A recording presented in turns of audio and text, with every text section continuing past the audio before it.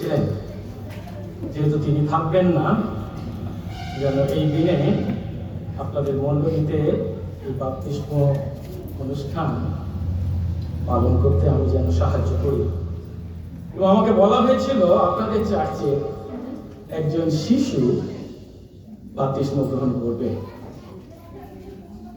তাই আমি আজ শিশু বাপ্তিস্মের আশীর্বাদ সম্বন্ধে প্রচার করব বলে ঠিক করে রেখেছিলাম। কিন্তু পরে শুনলাম যে চাম্পাহাটি প্রেসবিটারিয়ান চার্চের বিশ্বাসীরাও যারা প্রাপ্তবয়স্ক বাপ্তিস্ম গ্রহণ করবেন এই একই দিনে। তখন আমি একটু দ্বিধায় পড়েছিলাম, তাহলে কি আমি অন্য প্রচার করব বড়দের বাপ্তিস্মের জন্য? কিন্তু পরে আমি চিন্তা করে দেখলাম, যারা বড়রা আজকে বাপ্তিস্ম নেবেন তারা তো প্রায় 3 মাস ধরে বাপ্তিস্ম সম্বন্ধে শিক্ষা লাভ করেছেন, তাই তো? সেই জন্য পুনরায় সেই শিক্ষা দেওয়ার পরিবর্তে এই শিশু বাপ্তিস্ম সম্বন্ধে আমাদের মণ্ডলীতে খুব একটা শিক্ষা দেওয়া হয় না। আর শুধু তাই নয়, আর যারা প্রাপ্তবয়স্ক বাপ্তিস্ম নিতে চলেছেন তাদের পরিবারেও তো শিশুরা আসতে চলেছে, তাদেরও তো বাপ্তিস্ম দিতে হবে। আমরা প্রেসবিটেরিয়ান মণ্ডলী, আমরা আমাদের খ্রিস্টীয় পরিবারে, বিশ্বাসী পরিবারে যখন শিশুরা জন্মায় তাদেরকে আমরা বাপ্তাইজিত করে থাকি। কিন্তু অনেক প্রেসবিটেরিয়ান চার্চের বিশ্বাসী পরিবারকে দেখতে পাই, শিশু জন্মেছে তবু তাদের মধ্যে কিছু দ্বিধা আছে, কিছু চিন্তা আছে। তাই তারা মণ্ডলীতে তাদের শিশুকে বাপ্তিস্মের জন্য আনে না বা দেরি করে। এটা তাদের অজ্ঞতার কারণেই, কারণ বাইবেল খুব পরিষ্কারভাবে শিশু বাপ্তিস্মের শিক্ষা দিয়েছেন। তাই আজ আমি আপনাদের কাছে সেই শিশু বাপ্তিস্মের আশীর্বাদ সম্বন্ধে আসুন সবাই মিলে বাক্য থেকে শিখি। তার আগে আসুন প্রার্থনা করি। পবিত্র মঙ্গলময় সর্বস্ত পিতা, তোমার ধন্যবাদ প্রশংসা গৌরব করি। তোমার অপার অনুগ্রহে তোমারই কতিপয় দাস দাসী আজ আমরা তোমার চরণতলে মিলিত হয়েছি। প্রভুর দিন, তোমার দিন, তোমার আরাধনার দিন, কত আশীর্বাদের দিন। আর প্রভু, যেদিনে আমরা সমবেতভাবে তোমার আরাধনা করার সুযোগ পেয়েছি, তোমার আশীর্বাদ গণনা করার সুযোগ পেয়েছি, আজ তুমি আমাদের জীবনে আরো একটি আশীর্বাদ যোগ করলে, যখন সেই চাম্পাহাটি প্রেসবিটেরিয়ান চার্চের 9 জন প্রাপ্তবয়স্ক বিশ্বাসী তোমার সন্তান হিসাবে মুদ্রাঙ্কিত হতে চলেছেন। এবং বিশ্বাসী পরিবার ক্যালকাটা লাভ চার্চের একটি শিশুকেও আমরা বাপ্তায়িত করতে চলেছি, তোমার সন্তান হিসাবে মুদ্রাঙ্কিত করতে চলেছি। প্রভু, কত বড় আশীর্বাদ এই বিশ্বাসী আমাদের প্রতি তোমার। কি যোগ্যতা ছিল আমাদের প্রভু যে তোমার সন্তান বলে আমরা নিজেদের পরিচয় দিই? না প্রভু, আমাদের নিজেদের কোনো যোগ্যতা নয়, আমরা পাপী অপরাধী, যার জন্য পবিত্র ঈশ্বর তোমার থেকে আমরা সর্বদা দূরে থাকতে বাধ্য ছিলাম। কিন্তু প্রভু, তুমি তোমার অনুগ্রহে এই পাপী আমাদের কাছে এলে। এবং প্রভু, তোমার অনুগ্রহে সেই অব্রাহামের সঙ্গে তথা অব্রাহামের সমস্ত বংশধরদের সঙ্গে তুমি যে চুক্তি করেছ, সেই চুক্তির আশীর্বাদ তুমি আমাদের প্রত্যেককে ভোগ করার সুযোগ দিয়েছ।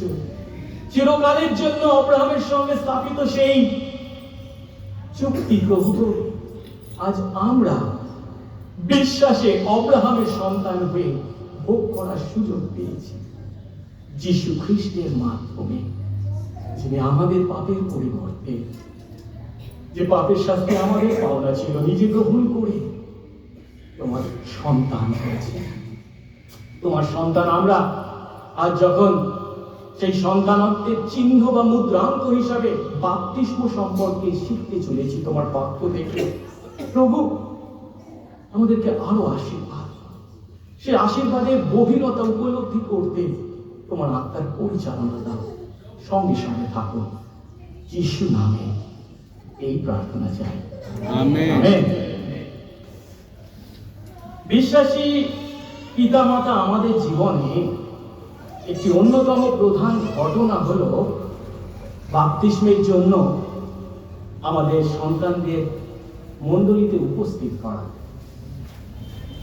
আর যখন কলকাতা লাভ প্রেসবিটেরিয়ান চার্চের একটি শিশুকে তার পিতা মাতা বাপ্তিস্মের জন্য উপস্থিত করেছেন, তখন আমরা বাপ্তিস্ম তথা শিশু বাপ্তিস্মের গুরুত্ব, তাৎপর্য এবং আশীর্বাদকে ঈশ্বরের বাক্যকে ভিত্তি করে উপলব্ধি করতে চলেছি। অবশ্যই আমাদের ইচ্ছা হয়েছে বলে যে আমরা বাপ্তায়িত হই বা বাপ্তায়িত করি তা নয়। যিশু মণ্ডলীকে তার পার্থিব জীবনের শেষে দুটি আদেশ পালন করতে দায়িত্ব দিয়ে গেছে। আর এই দুটি আদেশ হলো, প্রথম কি, তোমরা সমুদয় জগতে যাও, তাদেরকে শিক্ষা দাও এবং পিতা ও পুত্র ও পবিত্র আত্মার নামে তাদের বাপ্তায়িত কর। প্রথম আদেশটি হলো বাপ্তিস্মের আদেশ। এবং দ্বিতীয় আদেশটি হলো তার দ্বিতীয় আগমন যতদিন না হচ্ছে ততদিন পর্যন্ত আমাদের পরিবর্তে তার মৃত্যুকে স্মরণ করে আমরা যেন প্রভুর ভোজ পালন করি। এই খ্রিস্টীয় মণ্ডলী কেবল দুটি সংস্কার আমরা পালন করে থাকি, এটি হলো বাপ্তিস্ম এবং প্রভুর ভোজ। আজ আমরা আমাদের এই মণ্ডলীতে দুটোই পালন করবার সুযোগ পেয়েছি। এইভাবে যখন আমরা ঈশ্বরের আদেশ পালন করি, তখন যেমন আমরা ঈশ্বরের আশীর্বাদ পেয়ে থাকি, ঠিক একইভাবে এই বাপ্তিস্ম সম্বন্ধীয় এই আদেশের পিছনে যে নিগূঢ় তত্ত্ব লুকিয়ে আছে তা যখন আমরা উপলব্ধি করি, তখন সেই আশীর্বাদ আরো গভীরতর হয়, আরো দৃঢ়তর হয়। আর যখন আমরা বাপ্তিস্ম বা শিশু বাপ্তিস্ম সম্বন্ধে ঈশ্বরের বাক্য থেকে শিখতে চলেছি, ঈশ্বরের বাক্যে এই বিষয়ে কি বলেছেন তিনি আমাদের, এবং এই শিশু বাপ্তিস্মের সঙ্গে কি কি আশীর্বাদ যুক্ত আছে, তখন আসুন আমরা দুই ধাপে তা উপলব্ধি করি। প্রথম ধাপে আমরা দেখব বাপ্তিস্ম তথা শিশু বাপ্তিস্ম সম্পর্কে বাইবেলের শিক্ষাকে, আর দ্বিতীয় ধাপে আমরা শিখব শিশু বাপ্তিস্মের সঙ্গে যুক্ত বিভিন্ন আশীর্বাদ। প্রথম ধাপ শিশু বাপ্তিস্মের সঙ্গে বাইবেলের শিক্ষা। আমরা যদি দেখাতে পারি যে ঈশ্বর বাপ্তিস্মের আদেশ দিয়েছেন, এবং এই বাপ্তিস্মের আদেশ যখন তিনি দিয়েছিলেন তখন কেবল প্রাপ্তবয়স্কদের জন্য নয়, তাদের পরিবারের শিশুদের জন্য দিয়েছিলেন, তখন আমাদের কাছে খুব পরিষ্কার হয় যে এই শিশু বাপ্তিস্ম আজ বিশ্বাসী পরিবারে জন্মগ্রহণকারী প্রতিটি শিশুর অধিকার।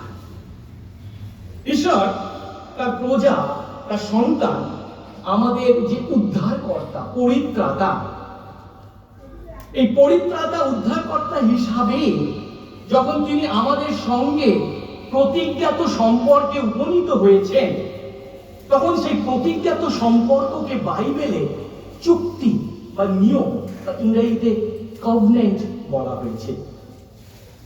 যে কথা সহজ অর্থ হচ্ছে দুই বা তার থেকে বেশি কোনো ব্যক্তি যখন একটা বিষয় একমত হয়ে কোনো সিদ্ধান্ত গ্রহণ করে, তখন তাকে চুক্তি বা সন্ধি বা কভনেন্ট বলা হয়। আর আজ আমরা যে শাস্ত্রাংশ পাঠ করেছি, আদি পুস্তক 17 অধ্যায় 1 থেকে 11 পদ, সেখানে 7 পদে আমরা দেখতে পাচ্ছি যে ঈশ্বর আব্রাহাম এবং তার বংশধরদের সঙ্গে তার অনুগ্রহে চুক্তিতে প্রবেশ করেছেন। চুক্তিতে মানে কি? তারা একমত হয়েছেন, ঈশ্বর তাদেরকে আশীর্বাদ করার প্রতিজ্ঞা করেছেন। এই প্রতিজ্ঞাতে আব্রাহাম এবং তার বংশধররা ঈশ্বরের সঙ্গে সম্পর্কিত হয়েছে। 17 অধ্যায় 7 পদে কি বলা হয়েছে? আমি তোমার সঙ্গে, মানে আব্রাহামের সঙ্গে, এবং পুরুষানুক্রমে তোমার ভাবি বংশের সঙ্গে, মানে কি আব্রাহামের যত বংশধর এই পৃথিবীর মাটিতে আসতে চলছে, তাদের সকলের সঙ্গে নিয়ম বা চুক্তি স্থাপন করব। এবং সেই চুক্তি বা নিয়ম কতকালের জন্য হবে? শুধু আব্রাহাম এবং তার সন্তানদের জন্য, কিংবা যিশু আসবে সেই দিন পর্যন্ত কি না, চিরকালের জন্য হবে। চিরকালের জন্য সন্ধি, নিয়ম বা চুক্তি হবে। ফলত আমি তোমার অর্থাৎ আব্রাহামের এবং তোমার ভাবি বংশে, আব্রাহামের সমস্ত ভাবি বংশে, আজ আমরা যিশুতে বিশ্বাসের মাধ্যমে যে আব্রাহামের বংশধর হয়েছি, আমাদের ঈশ্বর হব, ঈশ্বর বলেছেন। ঈশ্বর তার অনুগ্রহে আমাদের সঙ্গে এই সম্পর্কে উপনীত হয়েছেন, যদিও আমাদের কারোর যোগ্যতা ছিল না। কারণ তিনি পবিত্র, আমরা পাপী। তিনি আলো, আমরা অন্ধকার। সে আলোর সান্নিধ্যে অন্ধকার কখনো আসতে পারি না। কিন্তু তিনি তার অনুগ্রহে আমাদের সঙ্গে এই সম্পর্ক স্থাপন করেছেন। ঈশ্বর হয়ে, পবিত্র ঈশ্বর হয়ে পাপী মানুষ আমাদের সঙ্গে তার অনুগ্রহে বলছেন, আমি তোমাদের ঈশ্বর হব। তার অর্থ আমরা তার প্রজা বা তার সন্তান হব। এখন আজকের দিনেও যখন কোনো চুক্তি সাধিত হয় বা কোনো সন্ধি সাধিত হয় দুই দলের মধ্যে, তখন সেই চুক্তির পক্ষে সবসময় কি করা হয়? একটা শিলমোহর দেওয়া হয়, একটা মুদ্রাঙ্ক দেওয়া হয়, একটা চিহ্ন দেওয়া হয়, যা কি করে আমাদেরকে পরে এই দুজনের মধ্যে, দুই গোষ্ঠীর মধ্যে যে চুক্তি সাধিত হয়েছিল তা মনে করিয়ে দেয়, স্মরণ করিয়ে দেয়। উদাহরণস্বরূপ খ্রিস্টীয় বিবাহের সময় আমরা কি করি? স্বামী এবং স্ত্রী আংটি বদল করি। এই আংটিকে যখন আমি দেখি, তখন আমার স্ত্রীর প্রতি আমার চুক্তিবদ্ধতার কথা আমি স্মরণ করি। একইভাবে আমার স্ত্রীও তার সেই আংটি দেখে আমার সঙ্গে তার চুক্তিবদ্ধতা, বিবাহ সম্পর্কে আবদ্ধ হওয়ার কথা স্মরণ করতে পারে। ঠিক একইভাবে আজকের দিনে যখন জমি জায়গা বা সম্পত্তি ক্রয় বিক্রয় করা হয়, তার জন্য একটা মুদ্রাঙ্ক, একটা চিহ্ন আমরা তৈরি করি। কি বলা হয়? দলিল, ডিড তৈরি করা হয়। বাইবেলের ইতিহাসেও আমরা দেখতে পাই একই কথা। সেখানেও যখন দুই গোষ্ঠীর মধ্যে চুক্তি সাধিত হয়েছে, তার জন্য একটি চিহ্ন বা মুদ্রাঙ্ক দেওয়া হয়েছে। ধরুন, জলপ্লাবনে ঈশ্বর সবাইকে ধ্বংস করলেন, কেবল নোহ এবং তার পরিবারকে বাঁচিয়ে রাখলেন। কিন্তু জলপ্লাবনের পর ঈশ্বর নোহের সঙ্গে একটি চুক্তি করেছিলেন। কি চুক্তি? তিনি আর কখনো জলপ্লাবনের দ্বারা পৃথিবীকে ধ্বংস করবেন না। এই যে চুক্তি করলেন ঈশ্বর নোহ এবং তার বংশধরদের সঙ্গে, তার একটা চিহ্ন দিলেন। কি চিহ্ন?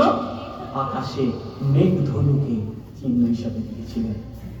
আজ এই আদি পুস্তক 17 অধ্যায় যখন আমরা পাঠ করেছি, যেখানে ঈশ্বর স্বয়ং তার অনুগ্রহে অব্রাহাম এবং তার বংশধরদের সঙ্গে চুক্তি করছেন, সেখানেও তিনি একটি মুদ্রাঙ্ক দিয়েছেন, একটি চিহ্ন দিয়েছেন। সেই চিহ্নটা কি? তকছে।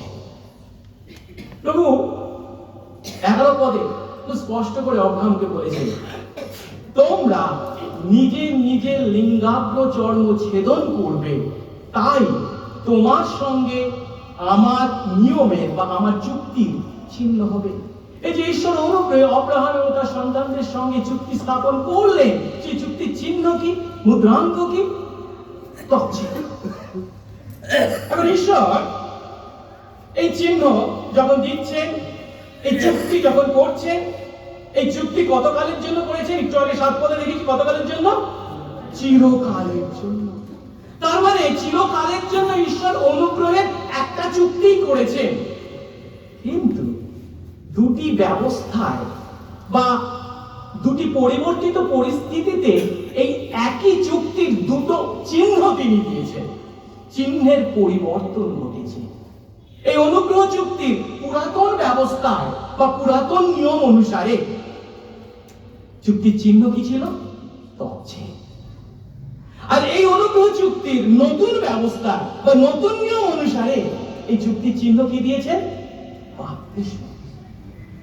এখন এই কথা শুনে নিশ্চয়ই আপনারা মনে মনে প্রশ্ন করছেন, যদিও অনুগ্রহের চুক্তি একটাই, কিন্তু তার চিহ্ন কেন পরিবর্তিত হলো? প্রথমে ছিল তকছে, কেন তাকে বাপ্তিস্মে রূপান্তরিত করা হলো? কেন? বাইবেল কি তার উত্তর দেয়? অবশ্যই। সাধারণত আমরা 3টে কারণকে নির্দেশ করতে পারি। প্রথম কারণটি হলো, যখন তকছেদ করা হতো, তকছেদের সঙ্গে কি যুক্ত ছিল? রক্তপাত। যখন অব্রাহামের পরিবারের শিশু সন্তানরা জন্মগ্রহণ করত, 8ম দিনে তাদের লিঙ্গাগ্র চর্ম ছেদন করা হতো। মানে কি? রক্তপাত হতো। এখন রক্তপাতের অর্থ কি? সেই রক্তপাত কাকে নির্দেশ করে? রক্ত সেচন ছাড়া পাপের ক্ষমা নেই। ইব্রিয় 9 অধ্যায় 22 পদ, বিধান অনুসারে প্রায় সকলেই রক্তে সূচীকৃত হয়। রক্ত সেচন ছাড়া পাপের ক্ষমা হয় না। কিন্তু প্রভুর আশীর্বাদে যে তকছেদ করা হতো, যেখানে সেই লিঙ্গাগ্র চর্ম ছেদন করা হতো, যার মাধ্যমে রক্ত সেচনের দ্বারা যে পাপের ক্ষমা নেই সেই সত্যকে নির্দেশ করা হতো, সেই সত্যের পূর্ণতা ঘটিয়েছেন কে? স্বয়ং যীশু খ্রিস্ট। যখন তিনি ক্রুশের উপরে চিরকালের জন্য একবার প্রায়শ্চিত্ত বলি হিসাবে রক্তপাত করেছেন, আমাদের পাপের প্রায়শ্চিত্ত করেছেন, তাই আর কোনো রক্তপাতের প্রয়োজন নেই। তাই বাপ্তিস্মের সঙ্গে রক্তপাত যুক্ত নয়। ইব্রিয় 10 অধ্যায় 10 পদে পরিষ্কার বলে যে যীশু খ্রিস্টের দেহ একবার উৎসর্গকরণ দ্বারা আমরা পবিত্রীকৃত হয়েছি। ওই অধ্যায় 12 পদে বলছেন সেই যীশু খ্রিস্ট পাপার্থক একই যোগ্য চিরকালের জন্য, আর পুনরায় উৎসর্গ করার দরকার নেই, চিরকালের জন্য উৎসর্গ করে ঈশ্বরের দক্ষিণে উপবিষ্ট হয়েছে। যীশু স্বয়ং সেই রক্তপাত যাকে নির্দিষ্ট করেছিল পাপের ক্ষমার জন্য যে রক্তপাতের প্রয়োজন, তা নিজে পাপ করেছেন। তাই আর রক্তপাতের প্রয়োজন নেই, আর লিঙ্গাঙ্গ চর্ম ছেদন করার প্রয়োজন নেই। তাই বাপ্তিস্ম যেখানে কোনো রক্তপাতের প্রয়োজন নেই। দ্বিতীয় যে কারণটি হচ্ছে, যখন লিঙ্গাঙ্গ চর্ম ছেদনের দ্বারা ঈশ্বরের এই অনুগ্রহ চুক্তির সন্তান হিসাবে তারা এই চিহ্ন গ্রহণ করত, তখন কারা গ্রহণ করতে পারত? কেবল পুরুষরা। স্ত্রী লোকেরা তা গ্রহণ করতে পারত না। কিন্তু এই অনুগ্রহ চুক্তির নতুন ব্যবস্থায় যীশু খ্রিস্ট যখন সমুদায় জাতির জন্য, সমস্ত গোষ্ঠী, সমস্ত মানুষের জন্য কোন বাদ বিচার না রেখে পাপের প্রায়শ্চিত্ত সাধন করেছেন, তার ফলস্বরূপ কি ঘটেছে? গালাতীয় 3 অধ্যায় 28 পদ, ইহুদি কি গ্রীক আর হতে পারে না, দাস কি স্বাধীন আর হতে পারে না, নর বা নারী আর হতে পারে না, পুরুষ আর স্ত্রী বলে পার্থক্য কিছু নেই, কারণ খ্রিস্ট যিশুতে তোমরা সকলেই এক। তাই এই অনুগ্রহ চুক্তির সেই চিহ্নে এমন চিহ্ন হওয়া প্রয়োজন ছিল যা শুধুমাত্র পুরুষদের প্রতি নয়, পুরুষ এবং স্ত্রী উভয়ের প্রতি প্রয়োগ করা সম্ভব। আর তাই ঈশ্বর প্রভু যীশু খ্রিস্টেতে এই চিহ্নকে বাপ্তিস্মের আকার দিয়েছেন। তিনি আমাদেরকে বাপ্তায়িত হতে আদেশ করেছেন। এই কথার অর্থ কি? তৎসেদ যদিও অনুগ্রহ চুক্তির একটা চিহ্ন ছিল, ঠিক কথা, কিন্তু বাপ্তিস্ম সেই চিহ্নই হয়েছে, কিন্তু অনেক উত্তমতর, অনেক বেশি আশীর্বাদ বা অনুগ্রহপূর্ণ। তৃতীয় যে কারণটি, সেটি হচ্ছে তৎসেদের সঙ্গে শারীরিক ব্যথা ওতপ্রোতভাবে জড়িত ছিল। নিশ্চয়ই আমরা উপলব্ধি করতে পারি যখন মানুষের লিঙ্গাঙ্গ চর্ম ছেদন করা হতো, তার জন্য কি ধরনের কষ্ট তাকে ভোগ করতে হতো। আমার কয়েক সপ্তাহ আগে হার্নিয়া অপারেশন করা হয়েছে। প্রথমে বলা হয়েছিল মাইক্রো করা হবে, করতে গিয়েছিল কিন্তু হয়নি, শেষে আমার ওপেন করেছে। জানি না যে 2 সপ্তাহ আমাকে কি কষ্ট ভোগ করতে হয়েছে, কি ব্যথা ছিল। লিঙ্গাঙ্গ চর্ম ছেদন ছিল সেই ব্যথা ওতপ্রোতভাবে জড়িত, কিন্তু বাপ্তিস্মের সঙ্গে এমন কোনো ব্যথা জড়িত নয়। এর অর্থ কি? নতুন ব্যবস্থায় অনুগ্রহ চুক্তিটি আরো অনেক বেশি অনুগ্রহপূর্ণ হয়ে উঠেছে। এখন প্রায় সমস্ত খ্রিস্ট বিশ্বাসী স্বীকার করেন যে অনুগ্রহ চুক্তির চিহ্ন তৎসেদ থেকে বাপ্তিস্মে পরিবর্তিত হয়েছে বা রূপান্তরিত হয়েছে। কিন্তু সমস্যাটা কি জানেন? সমস্ত খ্রিস্ট বিশ্বাসী একটি বিষয়ে কিন্তু একমত নন, আর সেটি কি? অনুগ্রহ চুক্তির এই চিহ্ন নতুন ব্যবস্থায়ও কি একইভাবে বিশ্বাসী সন্তানদের প্রতি প্রয়োগ করা যাবে? পুরানো ব্যবস্থায় বিশ্বাসী সন্তানদের প্রতি প্রয়োগ করতে বলা হয়েছে। ঈশ্বর পরিষ্কারভাবে আব্রাহামকে বলছেন, তুমি এবং তোমার বংশধররা তা পালন করবে। কিন্তু নতুন ব্যবস্থায় এই অনুগ্রহ চুক্তির চিহ্ন কি যা বাপ্তিস্ম হয়েছে, তা কি শিশুদের প্রতি, বিশ্বাসী সন্তানদের প্রতি প্রয়োগ করা যাবে?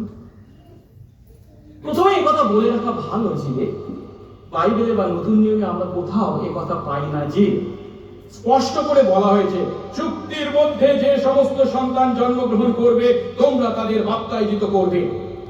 এ কথা কোথাও কি লেখা আছে? আর আমার এই কথা যেই শুনছেন অনেকে মনে মনে হ্যাঁ ঠিক কথা, বাইবেলে কোথাও নেই। কিন্তু দাঁড়ান, আমাকে শেষ পর্যন্ত বলতে দিন।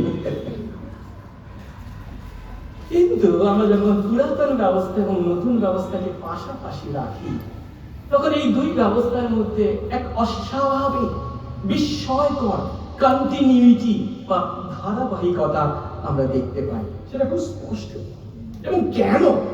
যেটা পুরাতন নিয়মে ছিল বা পুরাতন ব্যবস্থায় ছিল, অনুগ্রহ চুক্তির নতুন ব্যবস্থায় সেই একই ধারা বজায় হয়ে চলেছে। বাইবেল তো আমাদেরকে শিক্ষা দিচ্ছে। কয়েকটি কারণের কথা বলি। প্রথম কারণটি হচ্ছে, আব্রাহামের সঙ্গে যখন ঈশ্বর চুক্তি করেছিলেন, তখন কিন্তু কেবল আব্রাহামের সঙ্গে নয়, তিনি এবং তার ভাবি বংশধরদের সঙ্গে তিনি এই চুক্তি সম্পাদন করেছিলেন, যেটা আমরা 7 পদ একটু আগে পড়েছি। আমি তোমার সঙ্গে এবং পুরুষানুক্রমে তোমার ভাবি বংশের সঙ্গে যে নিয়ম স্থাপন করব, তা কি হবে? চিরকালের জন্য নিয়ম হবে। ঈশ্বর বলেছিলেন চিরকালের জন্য, পরে দেখলেন না এটা চিরকালের জন্য নয়, তাই পাল্টে দিয়েছেন। ঈশ্বরের বাক্যকে এমন হেলা ফেলার বিষয় হিসাবে, হালকা বিষয় হিসাবে চিন্তা করবো না। ঈশ্বর বলছে কি, আমি তোমার এবং তোমার ভাবি বংশের ঈশ্বর হব। কেবল তোমার একা নয়, তোমার ভাবি বংশে চিরকালের জন্য ঈশ্বর হব। এটি বলে পারিবারিক সংহতি, ফ্যামিলি ইন্টিগ্রিটি। এ বিষয়ে বাইবেল আমাদেরকে পরিষ্কার শিক্ষা দেয়। সাধারণত পিতার বিশ্বাসের দ্বারাই পরিবারের বিশ্বাসকে তুলে ধরা হয়েছে। দ্বিতীয় যে কারণটিকে আমরা নির্দেশ করতে পারি, সেটি হলো শিশুরাও এই চুক্তির অন্তর্গত ছিল। মানে বিশ্বাসী পরিবারে জন্মগ্রহণকারী শিশুদেরও এই চুক্তির অন্তর্গত ধরা হয়েছে। আর তাই ইসরায়েলে সমস্ত পুরুষ সন্তানদের জন্মের 8ম দিনে কি করা হতো? এই চিহ্ন দেওয়া হতো, অর্থাৎ তাদের ত্বকচ্ছেদ করা হতো। এখন ঈশ্বর তার সন্তানদের জীবনযাত্রায় এই চিহ্নটা কতখানি ওতপ্রোতভাবে জড়িত ছিল তা আমরা নিশ্চয়ই উপলব্ধি করতে পারছি। চিরকালের জন্য তিনি বলেছেন এবং প্রত্যেককে তিনি দিতে বলেছেন এই চিহ্ন। তাহলে নতুন ব্যবস্থায় যদি এই চিহ্নের পরিবর্তন করা হতো, কোনো পরিবর্তন করা হতো, যদিও পুরাতন ব্যবস্থায় বিশ্বাসী পরিবারের শিশুদেরকে বাপ্তায়িত করা হতো, কিন্তু নতুন ব্যবস্থায় বিশ্বাসী পরিবারের ছেলেদেরকে বা সন্তানদেরকে করা হবে না, এমন পরিষ্কার কোন বিবৃতি থাকা কি উচিত ছিল না? অবশ্যই ছিল। আচ্ছা ধরুন, আমি একটা উদাহরণ দিচ্ছি, এটা দিলে হয়তো আপনাদের পরিষ্কার হবে। আগেকার দিনে আমাদের মায়েরা কত কষ্ট করে তাদের সন্তানদেরকে জন্ম দিতেন আমরা জানি। আমার স্ত্রীর ক্ষেত্রে আমার প্রথম সন্তানের যখন জন্ম হয়, আমার স্ত্রীকে প্রায় 18 ঘন্টা সেই কষ্ট ভোগ করতে হয়েছে। শেষে ডাক্তারবাবু বলেন আর কষ্ট করে লাভ নেই, সিজার করুন। সিজার করতে হয়েছে। তারপরে তার 3টে সন্তানই ওই সিজার করতে হয়েছে। এখন ধরুন, আগেকার মায়েরা যখন সন্তানদের জন্ম দিলেন, সন্তানের জন্মের পর বাবা ডাক্তাররা কি বলতেন? ওকে মায়ের দুধ খাওয়া। ঠিক কথা কি? একই না? ও তাহলে আজকালকার দিনে যদিও ন্যাচারাল বার্থ হচ্ছে না, সিজারিয়ান বার্থ হচ্ছে, তাহলে কি ডাক্তারবাবু বলবে সন্তানের জন্মের পর শিশুকে দুধ খাওয়াতে হবে না? ওকে অন্য তোলা দুধ খাওয়াতে হবে? যদি হতো তাহলে কি করা হতো? পরিষ্কার ভাবে সে বিষয়ে ডাক্তার নির্দেশ দিতেন, মায়ের দুধ, বুকের দুধ খাওয়াবেন না, কি খাওয়াবেন? তোলা দুধ খাওয়াবেন। ঠিক একই ভাবে পুরাতন নিয়মে, পুরাতন চুক্তি অনুসারে, পুরাতন ব্যবস্থা অনুসারে শিশুরা জন্মালে তাদেরকে বাধ্যায়িত করা হয়েছে, মানে ত্বকচ্ছেদ করা হয়েছে। এখন যেহেতু তার কোনো পরিবর্তন হয়নি, তাই নতুনে এসে জোর করে বলবার দরকার হয়নি। কেন? ধারাবাহিকভাবে সেই একই ঘটনা ঘটবে। প্রভুর আদেশ পালন করতে হবে। বিশ্বাসী পরিবারে যখন শিশুরা জন্মাবে, ধারাবাহিকভাবে তাদের প্রতি এই অনুশীলন করতে হবে। শুধু তাই নয়, পুরাতন ব্যবস্থায় শিশুদেরকে এই আশীর্বাদ দেওয়া হতো, আর নতুন ব্যবস্থায় এই আশীর্বাদ তাদেরকে বঞ্চিত করা হচ্ছে। যদি হয় তাহলে কি দাঁড়াবে? পুরাতন ব্যবস্থাটা অনেক বেশি অনুগ্রহপূর্ণ ছিল, নতুন ব্যবস্থা কম অনুগ্রহপূর্ণ। তা কি হতে পারে? নতুন তো সবসময় আমাদের জন্য অনুগ্রহের বিস্তৃতি ভান্ডার। তৃতীয় যে কারণটিকে আমরা এখানে নির্দেশ করতে পারি, নতুন নিয়মে খুব স্পষ্ট করে সন্তানদের প্রতি এই চুক্তির প্রতিজ্ঞাকে বর্ণনা করা হয়েছে। কোথায়? আমরা যদি দেখি প্রেরিত 2 অধ্যায় 38 এবং 39 পদ। আমরা জানি প্রেরিত 2 অধ্যায় মানে কি? 50 সপ্তমীর ঘটনা, পবিত্র আত্মার অবতরণ ঘটেছে। লোকেরা দেখে অবাক হয়ে গেছে, কি ব্যাপার, এরা তো সব গালিলীয়, আর এত ভালো বিভিন্ন ভাষায় কথা বলছে ইত্যাদি। অনেকে তো বলে দিল এরা মদ খেয়ে মাতলামি করছে। তখন বাধ্য হয়েছেন পিতর উঠে দাঁড়াতে এবং তাদেরকে সেই জোয়েল ভাওবাদীর দ্বারা কথিত বাক্যের পূর্ণতার কথা তিনি তাদেরকে শুনিয়েছেন এবং তারপরে বলছেন, সেই যীশু খ্রিস্টকে ঈশ্বর প্রভু এবং পরিত্রাতা করেছে, যাকে তোমরা খুশি করেছে। তখন ইহুদিরা বুক চাপড়াচ্ছে আর বলছে কি আমরা কি করব, আমাদেরকে বলে দিন। তখন পিতর কি বলেছিলেন? 38 পদ। তখন পিতর তাদের বললেন, মন ফেরাও এবং তোমরা প্রত্যেকজন তোমাদের পাপ ক্ষমার জন্য যীশু খ্রিস্টের নামে বাপ্তায়িত হও, তাহলে পবিত্র আত্মার দান প্রাপ্ত হবে। এবং 39 পদে কি বলছে? কারণ এই প্রতিজ্ঞা কেবল তোমাদের জন্য নয়, তোমাদের জন্য এবং তোমাদের সন্তানদের জন্য এবং দূরবর্তী সকলের জন্য, যত লোককে আমাদের ঈশ্বর প্রভু ডেকে আনবে। অর্থাৎ নতুন নিয়মে পরিষ্কার ভাবে শিশুদের প্রতি এই প্রতিজ্ঞা করা হয়েছে, তারাও এই প্রতিজ্ঞার অধিকারী। এবং তারা যদি প্রতিজ্ঞার অধিকারী হয়, সেই প্রতিজ্ঞার চিহ্ন দিতে কি কোনো অসুবিধা আছে? সেই প্রতিজ্ঞার চিহ্ন কি? বাপ্তিস্ম। তাই আমরা আমাদের শিশুদেরকে কি করি? বাপ্তায়িত করি। তাছাড়াও আরেকটি কারণের কথা উল্লেখ করতে পারি। আমরা যখন নতুন নিয়ম পাঠ করি, বিভিন্ন জায়গায় দেখতে পাই পারিবারিক বাপ্তিস্মের কথা বলা হয়েছে, যার অর্থ কি? পরিবারে যতজন ছিল সকলকে বাপ্তায়িত করা হয়েছে। যেমন ধরুন, আমরা যদি প্রেরিত 16 অধ্যায় 15 পদ দেখি, লিডিয়ার পরিবারের সকলকে বাপ্তায়িত করার কথা বলা হয়েছে। আমরা যদি প্রেরিত 16 অধ্যায় 33 পদ দেখি, সে কারারক্ষক যে ছিলেন, জেলার যে ছিলেন, তার পরিবারের সকলকে পৌল বাপ্তায়িত করেছেন। প্রথম করিন্থীয় 1 অধ্যায় 16 পদ যদি দেখি, স্টিফানের পরিবারের সকলকে বাপ্তায়িত করেছেন। এখন যদি পরিবারের সকলকে বাপ্তায়িত করা হয়, সেই পরিবারে একটাও শিশু ছিল না, কেউ কি বলতে পারি?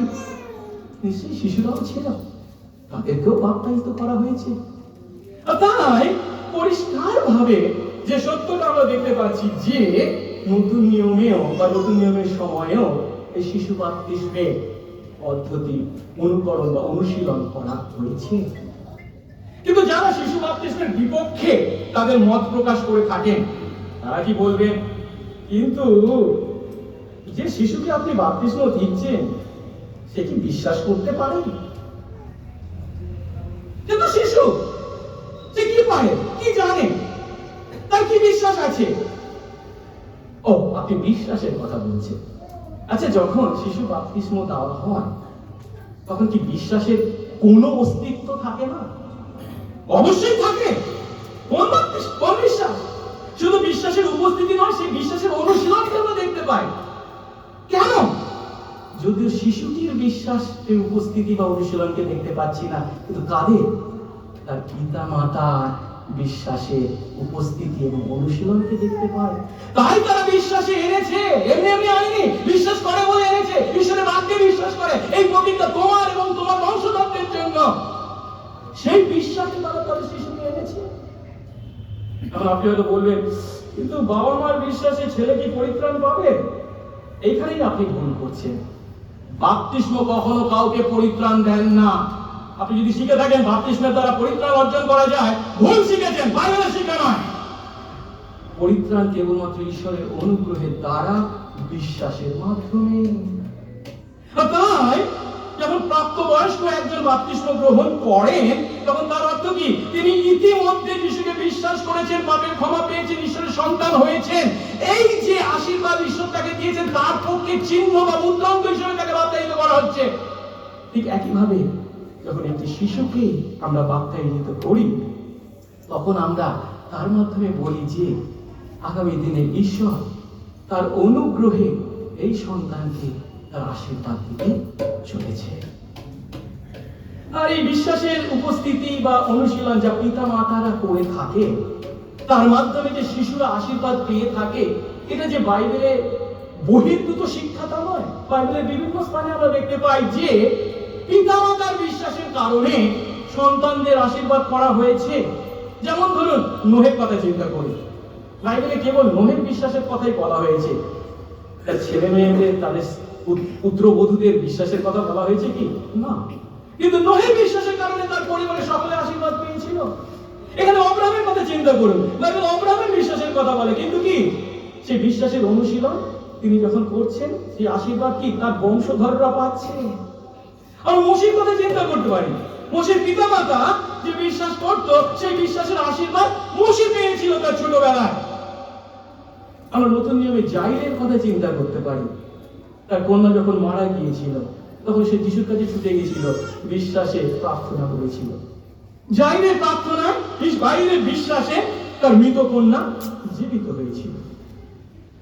অর্থাৎ এর থেকে আমরা কি শিখতে পারি? যে সত্য শিখতে পারি তা হলো, শিশু বাপ্তিস্মে পিতামাতারা তাদের বিশ্বাসের অনুশীলন করেন এবং তাদের সন্তানদের প্রতি চুক্তির যে প্রতিজ্ঞা ঈশ্বর করেছেন, সেই চুক্তির প্রতিজ্ঞা দাবি করে। অর্থাৎ শিশু বাপ্তিস্ম হলো এমন একটি বিষয় যা বাইবেল স্পষ্টভাবে আমাদের শিখাবে। এই কারণে বিশ্বাসে আমাদের পরিবারে যখন শিশুরা জন্মগ্রহণ করে, তখন এ কি বললো, ও কি বললো, তাদের কথায় কান না দিয়ে ঈশ্বরের বাক্য কি বলছে সেই কথা অনুসারে আমরা যেন আমাদের মণ্ডলীতে নিয়ে আসি। বিশ্বাসী পিতামাতা আমাদের সন্তানদেরকে বাপ্তায়িত। আসুন এবারে আমরা দ্বিতীয় ভাগে এই শিশু বাপ্তিস্মের সঙ্গে বিভিন্ন আশীর্বাদকে চিন্তা করি।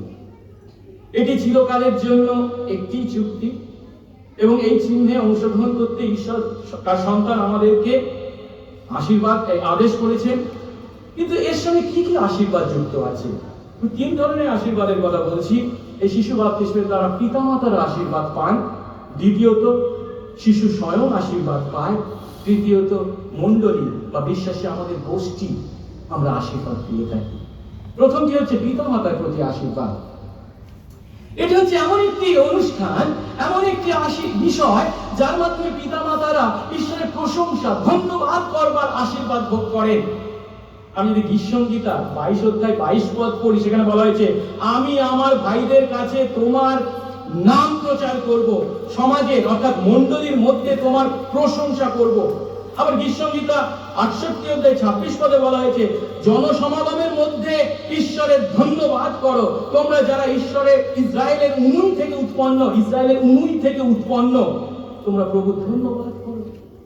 এই কারণে যখন বিশ্বাসী পিতামাতারা তাদের সন্তানকে নিয়ে আসছে ঈশ্বরের কাছে, মণ্ডলীর সামনে বাপ্তায়িত করবার জন্য, সর্বসমক্ষে তারা ঈশ্বরের নামকে উচ্চীকৃত করবা, ঈশ্বরের কাছে ধন্যবাদ জ্ঞাপন করবার সুযোগ পান। তারা কি বলেন মনে মনে? প্রভু, এই যে সন্তান তুমি আমাদেরকে দিয়েছো, এই যে জীবন, এ তো তুমি তৈরি করেছো এবং আমাদের কাছে তুমি তা গচ্ছিত রেখেছো, তাই তোমার ধন্যবাদ করি। এবং তুমি পিতা হিসাবে তোমার সন্তান আমাদেরকে যেমন পালন করে চলেছো, প্রভু তুমি আশীর্বাদ করো। এই সুযোগ যে আমাদেরকেও দিয়েছো, আমরা আমাদের সন্তানকে পালন করবার, সেই সুযোগ যেন আমরা ভালো করে পালন করতে পারি, তুমি আশীর্বাদ করো। তোমার ধন্যবাদ করি যে এই সুযোগ তুমি আমাদের দিয়েছো। দ্বিতীয়ত পিতামাতারা যে আশীর্বাদ ভোগ করেন তা হলো তারা ঈশ্বরের পক্ষে, ঈশ্বরের বিশ্বস্ততার পক্ষে স্বীকারোক্তি করবার সুযোগ পান। শুধু ধন্যবাদ নয়, তারা স্বীকার করেন কি এই সন্তানের পিতামাতা হওয়ার যোগ্যতা আমাদের নিজেদের কারোর কোনো ছিল না, কোনো ক্ষমতা আমাদের ছিল না। এই সন্তান হলো ঈশ্বরের অনুগ্রহের ফল, যা আমরা কেউই পাওয়ার যোগ্য নই। কিন্তু ঈশ্বরের সাহায্যে, ঈশ্বরের অনুগ্রহে তা আমরা পেয়েছি। তাই তারা মনে মনে ঈশ্বরের কাছে এই কথা বলেন, এই শিশুর ন্যায় আমরাও একইভাবে অসহায়। উপযুক্ত পিতামাতা হওয়ার জন্য প্রভু তুমি আমাদেরকে তোমার ভালোবাসা, বুদ্ধি, শক্তি, সহনশীলতা দাও। তৃতীয় যে আশীর্বাদ পিতামাতারা পেয়ে থাকেন তা হলো তাদের সন্তানকে ঈশ্বরের উদ্দেশ্যে উৎসর্গকরণ করবার আশীর্বাদ। পিতামাতা হৃদয়ে যে কাজটা সাধিত হয়, একটু আগে বললাম আমরা যোগ্য নই বা পেয়েছি, আর যখন সেই সাহায্য দিয়েছো তখন আমাদেরকে আশীর্বাদ করো। এই যে তাদের হৃদয়ের উপলব্ধি, তার বাহ্যিক চিহ্ন হচ্ছে বাপ্তিস্মের জন্য তাদের সন্তানকে উপস্থিত করা। বাপ্তিস্ম হলো তাদের এই আভ্যন্তরীণ মনোভাবের বাহ্যিক প্রকাশ। যে প্রকাশ আমরা পুরাতন নিয়মে হান্নাকে করতে দেখি। প্রথম সমুয়েল 1:27-28 পদে হান্না যখন সমুয়েলকে পেয়েছে, অনেক বছর বন্ধা থাকবার পর তখন প্রভুর কাছে এনেছে, আর কি বলছে? আমি এই বালকের জন্য প্রার্থনা করেছিলাম, আর সদা প্রভুর কাছে যা চেয়েছিলাম তিনি তা আমাকে দিয়েছেন, এই জন্য আমিও একে সদা প্রভুকে দিলাম, চিরকালের জন্য দিলাম। এর অর্থ তারা যে কেবল বিশ্বাসী পিতামাতারা শিশুকে নয়, নিজেদেরকেও তারা উৎসর্গ করে। সঙ্গে সঙ্গে তারা তাদের শিশুকে এফেসীয় 6:4 অনুসারে প্রভুর শাসনে ও চেতনা প্রদানে মানুষ করে তুলতে অঙ্গীকার করে, কমিটমেন্ট করে। শুধু কি তাই? একটু আগে আমি বলেছিলাম আপনাদেরকে, ঈশ্বরের আদেশ পালন করার মধ্যে আছে আশীর্বাদ। আর পিতামাতারা এইভাবে তাদের সন্তানদেরকে ঈশ্বরের কাছে এনে ঈশ্বরের আদেশ পালনের দ্বারা আশীর্বাদ ভোগ করে। পুরাতন নিয়মে যখন পিতামাতাদেরকে তাদের সন্তানদেরকে মণ্ডলীর কাছে আনতে বলা হতো, তারা কি কখনো প্রশ্ন করতো, আমাদের সন্তানের তচ্ছেদ করা কি সঠিক কাজ, বিধেয়? না, কখনো তারা এমন প্রশ্ন করেননি। আজকে আমরা যে আদিপুস্তক 17 অধ্যায় পাঠ করেছি, তার 23 পদে কি দেখতে পাই? অব্রাহামকে তিনি বললেন, তুমি এবং তোমার সন্তানদেরকে এবং সন্তানের যারা জন্ম 8ম দিনে তাদেরকে তচ্ছেদ করতে হবে। অব্রাহাম বলছে, না, মানে ও তো শিশু, ও কি জানে, ও কি বিশ্বাস করে ও তচ্ছেদ করবো? কি বলছেন আপনি? অব্রাহাম এমন কথা বলেননি।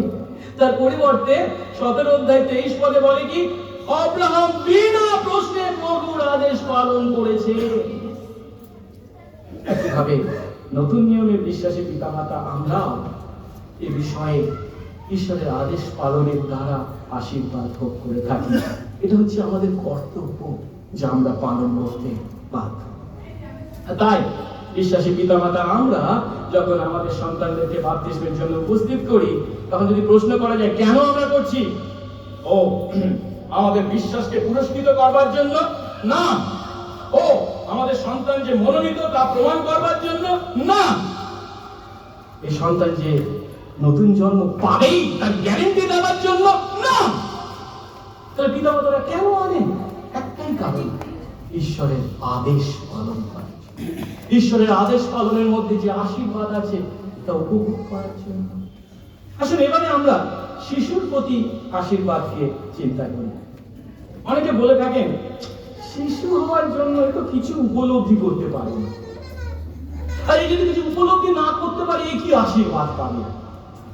হ্যাঁ, ঈশ্বরের আশীর্বাদ পেতে গেলে আমাকে উপলব্ধি করতে হবে। উপলব্ধি আমার না থাকলে ঈশ্বর আশীর্বাদ করতে পারেন না। ঈশ্বরকে এমন ছোট জ্ঞান করবেন না, ঈশ্বরের ক্ষমতাকে এত হেয় জ্ঞান করবেন না। ঈশ্বর সার্বভৌম, তিনি সর্বশক্তিমান। ঈশ্বরের আশীর্বাদ পেতে গেলে আমাদের উপলব্ধি কখনো পূর্ব শর্ত নয়, প্রি কন্ডিশন নয়। তার পরিবর্তে ঈশ্বর আমাদের আশীর্বাদ করেন কেন? তার অনুগ্রহের কারণে। যে অনুগ্রহ কথার অর্থ কি? যা পাবার আমি যোগ্য নই, কিন্তু আমার প্রয়োজন তিনি যা আমাকে দেন, তাকে বলে অনুগ্রহ। তার আশীর্বাদ পায় তার অনুগ্রহে। শিশুরা উপলব্ধি করতে পারে না বলে তার আশীর্বাদ পেতে পারে না, এমন চিন্তা যদি আগে থেকে থাকে, ভুল চিন্তা। এখন শিশু বাপ্তিস্মে শিশুরা কি আশীর্বাদ পায়? প্রথমত যে আশীর্বাদ পায় সেটা হচ্ছে তারা উপলব্ধি করে, তখন নয় বা পরবর্তীকালে, সেটি কি? তাদেরও পাপ ক্ষমার প্রয়োজনীয়তা আছে। অনেক সময় আমরা শিশুদেরকে দেখি আর তাদের দিকে তাকিয়ে বলি, ফুলের মতো পবিত্র। হ্যাঁ, ঠিক কথা, দেখে তাই মনে হয়। বাইবেল আমাদেরকে স্পষ্ট শিক্ষা দেয়, সেই ফুলের মতো পবিত্র যে শিশু পৃথিবীর মাটিতে জন্মগ্রহণ করেছে, সেও কিন্তু প্রাথমিক পাপে পাপী এবং বাস্তব পাপেও একইভাবে পাপী। তারও পাপ থেকে উদ্ধার পাওয়ার জন্য সেই পাপ ক্ষমাকারী যিশুর রক্ত প্রয়োজন। এই কারণে একটু পরে যখন আমরা শিশু বাপ্তিস্মের জন্য পিতা মাতাকে সামনে দাঁড় করাবো, তাদেরকে প্রশ্ন করা হবে, আপনারা কি স্বীকার করেন যে আপনার এই শিশু পাপী এবং তার পাপ থেকে ক্ষমা পাওয়ার জন্য যিশুর পবিত্র রক্তের প্রয়োজন? এই সত্য আজ এই ছোট্ট 2 বছরের বা 1 বছরের শিশু নিশ্চয়ই উপলব্ধি করতে পারছে না, ঠিক কথা, কিন্তু পরে শিখবে তার পিতামাতাদের কাছ থেকে। সেই শিক্ষা তারা তাদের কাছে উপস্থিত করবেন। দ্বিতীয় যে আশীর্বাদটা পায় শিশুরা, তা হলো তারা জানে যে তাদের প্রতি পরিত্রাণের প্রতিজ্ঞা করা হয়েছে এই বিশ্বাসী পরিবারে, ঈশ্বরের চুক্তির পরিবারে জন্মগ্রহণ করার কারণে। একটু আগে আমি পাঠ করেছিলাম প্রেরিত 2:39 পদ। পিতর ঘোষণা করছেন, এই প্রতিজ্ঞা কেবল তোমাদের জন্য নয়, তোমাদের এবং তোমাদের সন্তানদের জন্য। অবশ্যই একটা কথা স্মরণে রাখতে হবে যে বাপ্তিস্ম কাউকে অটোমেটিক্যালি স্বয়ংক্রিয়ভাবে পরিত্রাণ দেয় না। আমার দুঃখ লাগে, একবার শুনেছিলাম এমন কথা যে যা গিয়ে একটু জলে ডুবতে তাহলে ঈশ্বরের আশীর্বাদ পাবে। যদি এমন শিক্ষা দেওয়া হয়ে থাকে তাহলে কিন্তু বড় ভুল শিক্ষা আমরা পেয়েছি। বাপ্তিস্ম কখনোই কাউকে স্বয়ংক্রিয়ভাবে পরিত্রাণ দেয় না, যেমন ত্বকছেদও পরিত্রাণ দিতে পারত না। কিন্তু বাপ্তিস্ম হলো পরিত্রাণের প্রতিজ্ঞা দাবি করার অধিকার, যে প্রতিজ্ঞা ঈশ্বর বিশ্বাসী আমাদের প্রতি এবং আমাদের সন্তানদের প্রতি করেছেন। তাই বিশ্বাসী পিতামাতারা যখন তাদের সন্তানদেরকে নিয়ে আসেন এবং পরবর্তীকালে সন্তানদেরকে শিক্ষা দেন, তাদেরকে কি বলে শিক্ষা দেন? তাদের সন্তানকে এইভাবে বলে, ঈশ্বরকে জানবার মতো তোমার বয়স হবার পূর্বে ঈশ্বর তোমাকে জানতেন, তোমাকে ভালোবেসেছিলেন, আর তাই তিনি তোমার প্রতি একটি প্রতিজ্ঞা করেছিলেন যে তিনি তোমার ঈশ্বর হবে এবং তুমি তার সন্তান বা প্রজা হবে। আর সেই প্রতিজ্ঞা যে তিনি কেবল করেছেন তাই নয়, তার সঙ্গে সঙ্গে তিনি কি করেছেন? সেই প্রতিজ্ঞার একটা চিহ্ন বা মুদ্রাঙ্ক দিয়েছেন। তোমাকে সেই শিশু অবস্থায় বাপ্তাইজিত করা হয়েছে। যখন তুমি ব্যক্তিগতভাবে সেই শিশুতে আস্থা স্থাপন করবে, তখন তুমি সেই প্রতিজ্ঞার আশীর্বাদ পূর্ণ মাত্রায় ভোগ করবে। আর কি? শিশুরা ঈশ্বরের ফেভার বা সুনজর লাভ করে। খ্রিস্টীয় পরিবারে জন্মগ্রহণ করার মাধ্যমে শিশুরা সেই যীশু খ্রিস্টের সুসমাচার শ্রবণ করবার বা শিক্ষা করবার সুযোগ পায়। তাই পিতামাতাদের উচিত এই আশা করা যে তার সন্তানরা একদিন যিশুকে বিশ্বাস করবে। যে কথা যিশাইও 65:23 পদে বলা হয়েছে, তারা বৃথা পরিশ্রম করবে না, বিহ্বলতায়, ক্লেশ বা চরম দুর্দশার জন্য সন্তানদের জন্ম দেবে, এমনটি নয়, কারণ তারা সদাপ্রভুর আশীর্বাদ প্রাপ্ত বংশ এবং তার সন্তানরা তাদের সহবর্তী হবে।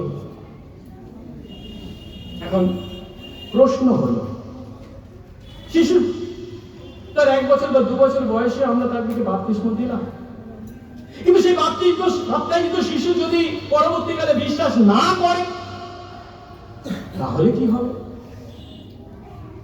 পুরাতন নিয়মে ইসরায়েলের সন্তানদেরকে ত্বকচ্ছেদ করা হতো, কিন্তু তারা কি সকলে সবাই বিশ্বাস করেছে? অনেকেই করেনি। প্রশ্ন হলো, তারা যদি বিশ্বাস না করে তাহলে কি হবে? পিতা মাতা হয়ে আমরা কি করতে পারি? তাদের জন্য প্রার্থনা করতে পারি যেন তারা বিশ্বাস করে, একদিন যেন তাদের হৃদয় পরিবর্তিত হয়। মন্ডলের ইতিহাসে একজন গুরুত্বপূর্ণ ব্যক্তি হলেন সেন্ট আগস্টিন। তার শৈশব আমরা সবাই জানি, তার যৌবন আমরা সবাই জানি। খ্রিস্টীয় পরিবারে যদিও জন্মগ্রহণ করেছিলেন, কিন্তু বিশ্বাসের নামগন্ধ ছিল না। কি ধরনের মারাত্মক লাম্পট্যের জীবন তিনি যাপন করেছেন। কিন্তু তার মা মনিকা তার সন্তানের জন্য প্রার্থনা করতেন, কখনো ভুলে যেতেন না। ঈশ্বর তার প্রার্থনা শুনেছিলেন। সেই আগস্টিন পরিবর্তিত হন, ঈশ্বর সন্তান হন, বিশপ হন এবং প্রভুর গৌরবার্থে তিনি কত বই লিখে গেছেন, যেগুলো আজও আমরা পাঠ করে চলেছি। শুধু তাই নয়, এই শিশুরা মণ্ডলীর দ্বারা অভ্যর্থনা লাভ করে। তার মানে কি? যেহেতু তারা বিশ্বাসী পরিবারে জন্মগ্রহণ করেছে, সেজন্য অলরেডি তারা প্রতিজ্ঞাত সন্তান, প্রতিজ্ঞার মধ্যে আছে। আর যখন তাদেরকে বাপ্তায়িত করা হচ্ছে, তখন সেই প্রতিজ্ঞার পরিবারের মধ্যে তাদের সদস্য পদকে মণ্ডলী স্বীকার। এত কটা আশীর্বাদের কথা আমরা শুনলাম, যা শিশুদের প্রতি এই শিশু বাপ্তিস্ম দিয়ে থাকে। এবার শেষে আসুন আমরা, বলছি বড্ড লম্বা হয়ে যাচ্ছে, ছোট করে বলবার চেষ্টা করছি, কিন্তু এই ভেঙে বলবার জন্য একটু সময় লাগে। শেষ আশীর্বাদটা শিখি, সেটা হচ্ছে মণ্ডলী। এই শিশু বাপ্তিস্মের মাধ্যমে মণ্ডলী কি আশীর্বাদ লাভ। মণ্ডলী মানে কি? এই চার ঘরের দেওয়াল নিশ্চয়ই নয়। মণ্ডলী মানে কি? বিশ্বাসী আমাদের সমষ্টি। আমরা বিশ্বাসী, আমরা কি আশীর্বাদ লাভ করি? প্রথম দুটো আশীর্বাদ লাভ করি, সেটা হচ্ছে আমাদের দায়িত্ব বা তত্ত্বাবধানের যে দায়িত্বটা পালন করবার আশীর্বাদ। ক্যাথলিক মণ্ডলীতে যখন শিশু বাপ্তিস্ম দেওয়া হয়, তখন তাদের জন্য গড প্যারেন্টকে নির্দিষ্ট করা হয়, মানে ধর্ম পিতা মাতা, যারা এই সন্তানকে বিশ্বাসে বৃদ্ধি দানে সাহায্য করবে তাদের শারীরিক পিতা মাতার সঙ্গে। কিন্তু প্রেসবিটারিয়ান মণ্ডলীতে আমরা ধর্ম পিতা মাতার কোনো ব্যবহার করি না, তার পরিবর্তে প্রেসবিটারিয়ান মণ্ডলীতে চুক্তির গোষ্ঠীর মধ্যে যত সন্তান জন্মায় তাদের প্রত্যেকের প্রতি মণ্ডলীর প্রত্যেক প্রাপ্তবয়স্ক বিশ্বাসী আধ্যাত্মিক পিতামাতার দায়িত্ব পালন করেন। ওই দুজন ধর্ম পিতামাতা নন, মণ্ডলীর সমস্ত বিশ্বাসী যারা আমরা বয়স্ক, প্রাপ্তবয়স্ক, তাদের প্রতি আধ্যাত্মিক পিতামাতার দায়িত্ব পালন করি। তার অর্থ সেই শিশুকে প্রভুর শিক্ষায় এবং নির্দেশনায় মানুষ করার কাজে আমরা প্রত্যেকে তার শারীরিক পিতামাতাদের সঙ্গে একসঙ্গে আমাদের দায়িত্ব ভাগ করে নিই। কত বড় আশীর্বাদ! আমি কেবল আমার নিজের পরিবারের সন্তানদেরকে আধ্যাত্মিকভাবে বৃদ্ধি দানের জন্য নয়, আমার মণ্ডলী যে কোনো পরিবারের সন্তান যাকে বাপ্তায়িত করা হয়েছে তাকে আধ্যাত্মিক বৃদ্ধি দানের আশীর্বাদ পেয়েছি, সেই নির্দেশনা দানের আশীর্বাদ পেয়েছি। এবং দ্বিতীয় যে আশীর্বাদটা মণ্ডলী আমরা ভোগ করে থাকি তা হলো আত্মসমীক্ষা করবার সুযোগ। কেন? আজ যখন শিশু বাপ্তিস্ম হবে তখন নিশ্চয়ই আপনার মনে পড়বে আপনার পরিবারেও যখন সেই শিশু জন্মেছিল তাকে বাপ্তায়িত করবার জন্য নিয়ে এসেছিলেন, তখন আপনি আধ্যাত্মিক পিতামাতা হিসাবে, শারীরিক পিতামাতা হিসাবে সেই দায়িত্ব পালনের সুযোগ পেয়েছিলেন। বা আপনার গত বছরে এইখানে 8 জন শিশুকে বাপ্তায়িত করা হয়েছিল, যখন আপনি আপনার নিজের শিশু নয় যদিও, কিন্তু মণ্ডলীর একজন প্রাপ্তবয়স্ক হিসাবে তাকে আধ্যাত্মিক নির্দেশনা দানের দায়িত্ব পেয়েছিলেন। কিন্তু আজ যখন অন্য একটি শিশুকে বাপ্তায়িত করা হচ্ছে তখন আত্মসমীক্ষা করার সুযোগ পেয়েছিলেন। আধ্যাত্মিক পিতামাতা হিসাবে মণ্ডলীর সেই সমস্ত শিশুদের প্রতি আমরা কি আমাদের দায়িত্ব সঠিকভাবে পালন করেছি? যদি পালন না করে থাকি ক্ষমা চাইতে হবে এবং ঈশ্বরের আশীর্বাদ ভিক্ষা করতে হবে যেন আগামী দিনে করতে পারি। আমরা এক পরিবার, আমরা এক গোষ্ঠী, ও তো ওর ছেলে, আমার ছেলে নয়, এই ধরনের জগতের চিন্তা যেন আমাদের মধ্যে না থাকে। এই গোষ্ঠীর মধ্যে যে কোনো সন্তান জন্মেছে সে আমার সন্তানের নেই, আমি তার আধ্যাত্মিক পিতামাতা, তার প্রতি আমার দায়িত্ব আছে। আমি যদি পালন না করে থাকি ক্ষমা চাইতে হবে ঈশ্বরের কাছে। সে যখন ভুল পথে চলে যাচ্ছে ফেরানোর জন্য আমি কোনো চেষ্টা করিনি, বরঞ্চ পিছনে কথা বলেছি, ওর ছেলে এই করে বেড়াচ্ছে, ঠিক আমাকে।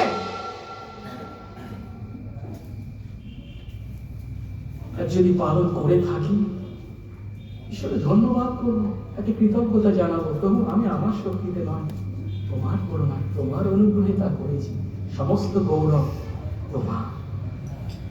আর এই কারণে কয়েকটি বিশেষ পরিস্থিতি ছাড়া শিশু বাপ্তিস্ম সর্বদা মণ্ডলীর মধ্যে, মণ্ডলীর বিশ্বাসীদের সামনে সম্পাদিত হওয়া প্রয়োজন। শিশুটিকে চুক্তির পরিবারে আমাদের অভ্যর্থনা জানাতে হবে আমাদের সামনে, এবং সেই শিশুটির প্রতি সমস্ত বিশ্বাসী আমাদের যে দায়িত্ব আছে তা স্বীকার করতে হবে। তাহলে কি শিশুকে কোথায় বাপ্তিস্ম দিতে হবে? মণ্ডলীর মধ্যে, তার বাড়িতে নয়। আর সেই জন্য আঞ্চলিক মণ্ডলীতে তার বাপ্তিস্ম সাধিত হওয়া প্রয়োজন। আর যখন সেই বাপ্তিস্ম সাধিত হয় তখন পালক মহাশয় কি করেন? যদি পিতা মাতা উভয়েই উপস্থিত থাকে, পিতার কাছ থেকে শিশুটিকে পালক মহাশয় গ্রহণ করেন, তাকে বাপ্তায়িত করেন এবং মায়ের কোলে তাকে সমর্পণ করে, যার মাধ্যমে প্রতীকীকারে সিম্বলিক্যালি ঈশ্বরের প্রতিনিধি হিসাবে পালকের দ্বারা এই চুক্তির চিহ্ন দানকে প্রতীকীকৃত করা হয় এবং মায়ের কাছে তুলে দেওয়া হচ্ছে। মানে কি? মা যেন তাকে মানুষ করতে তার সমস্ত চেষ্টা চালান। এই কথা যদিও আমি বলছি, তখন মনে রাখতে হবে, ও সন্তান মানুষের জন্য সমস্ত দায়িত্ব কেবল মায়ের, বাবার কোনো নেই, এমনকি কখনোই নয়। ঈশ্বর যখন আদম এবং হাওয়াকে সৃষ্টি করেছিলেন, তখন কি বলা হয়েছে? আমি আদমকে দেখলেন সে একা, তার একা থাকা ভালো নয়, আমি কি করব? তার অনুরূপ সহকারিণীকে তৈরি করব। অনুরূপ সহকারিণী মানে কি? একে অন্যের পরিপূরক, একে অন্যের শূন্যস্থান অন্যজনে যে পূর্ণ করবে। এখন এই সন্তানের জন্মে সেই 10 মাস 10 দিন যে বেদনা, তা কেবল মাই ভোগ করে এবং প্রসব বেদনা মাই ভোগ করে। কিন্তু খ্রিস্ট বিশ্বাসী যদি আমরা হয়ে থাকি, সন্তান জন্মের পর সেই সন্তানকে মানুষ করার দায়িত্ব কেবল মায়ের নয়, বাবারাও আমাদেরকে তাদের পাশে দাঁড়াতে হবে। না আমি বাইরের কাজে ব্যস্ত থাকি, না, হ্যাঁ নিশ্চয়ই থাকেন, কিন্তু এই সন্তান আপনার, একে মানুষ করার দায়িত্ব আপনার। প্রভু আশীর্বাদ করুন। তাহলে আমরা দেখতে পেলাম যে এই শিশু বাপ্তিস্মের মধ্যে কত আশীর্বাদ। পিতামাতার আশীর্বাদ পাচ্ছে, শিশু নিজে আশীর্বাদ পাচ্ছে এবং মণ্ডলী আমরা। আর আজ প্রভুর গৌরব করি যে সেই শিশু বাপ্তিস্মের সম্পাদন করবার সুযোগ আমরা পেয়েছি। এই যে কথাগুলো প্রভু তার বাক্যে আমাদেরকে বলেছেন, তা মাথায় রেখে আসুন সেই বাপ্তিস্ম অনুষ্ঠানে প্রবেশ করি। প্রার্থনা করি। মঙ্গলময়